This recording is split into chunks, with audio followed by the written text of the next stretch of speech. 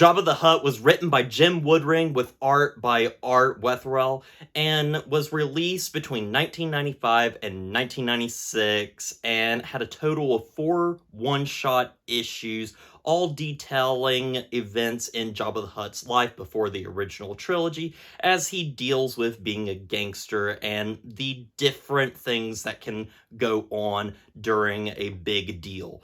And I'm interested in talking about this because really, I've not really seen any focus on Jabba really before. I know that, like, in the canon, there's now, like, the Bounty Hunters series that kind of focuses on Jabba the Hutt, but it's really interesting that very early on we got this small little Jabba the Hutt series, and I'm not going to dwell on this series too much because it is very short and in the end, not completely in terms of the canon of the expanded universe and legends, it doesn't really matter, I feel like, in the end. But, it is still fun to read nonetheless, and I really enjoyed these comics. Sadly, though, I have to say that this review is going to be a little incomplete because I was not able to find a copy of the 3rd issue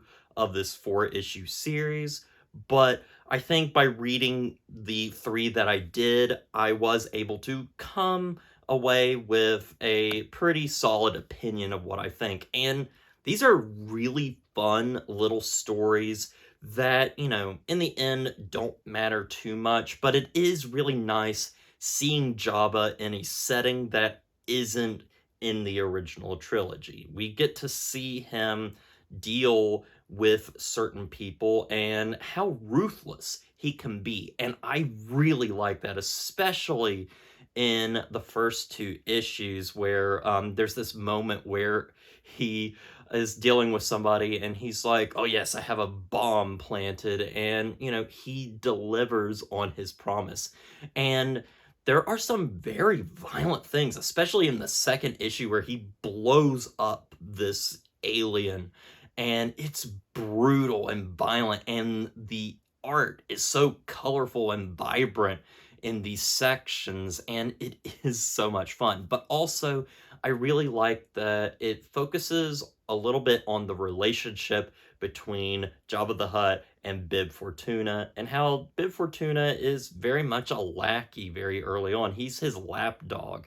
And we see later on how he tries to have a revolt against Jabba the Hutt, and we see where that gets him. And it is really entertaining stuff, and why I really do like this small series despite its length, and despite, in the end, I feel like I'm not going to, really think about this too much. It's just a fun little story that is very short to get through.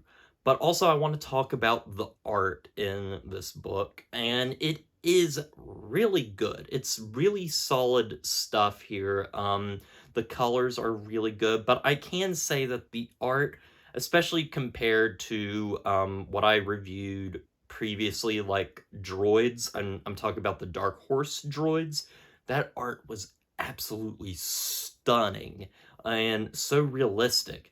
And then there's also the, kind of abstract art that is in Dark Empire and Tales of the Jedi. This one is, I feel like, this middle ground between the two, between being very basic and kind of detailed.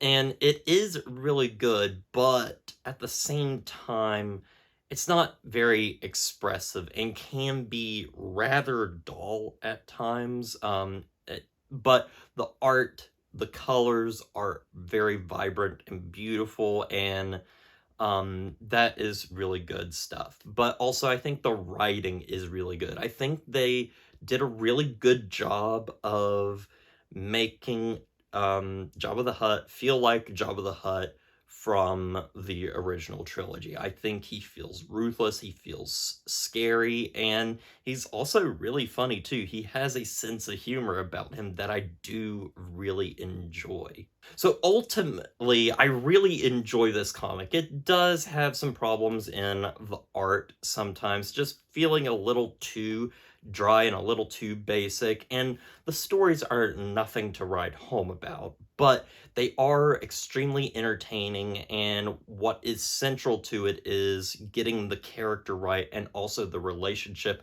that he has with Bib Fortuna that make you really, appreciate reading this story because you get to learn a little bit more about this character that you barely saw in the original trilogy. And at the time of the release of this comic, we didn't have the special editions, which added the Jabba the Hutt scene in A New Hope. So we got even less of Jabba in the original trilogy. And so having him here was, a smart move. It's a nice way of dealing with, what you have in the Star Wars canon and what you can deal with and making something fun because they could have easily just done another, Han Solo story, a Luke story, but no, they decided to do Jabba the Hutt, a character that at that point we did not know a whole lot about, and I have to appreciate them for taking that step and doing this.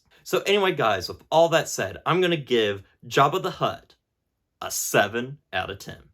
Well, guys, I want to thank you for watching this review. I hope you enjoyed it. Check back soon. I am going to be doing some more movie reviews, and I am planning on reading the next Star Wars book that is next in the Legends catalog, which is Children of the Jedi by Barbara Hambly. I'm interested in reading that and seeing my thoughts. So anyway, guys, don't forget to like, comment, and subscribe to the channel, and stay positive.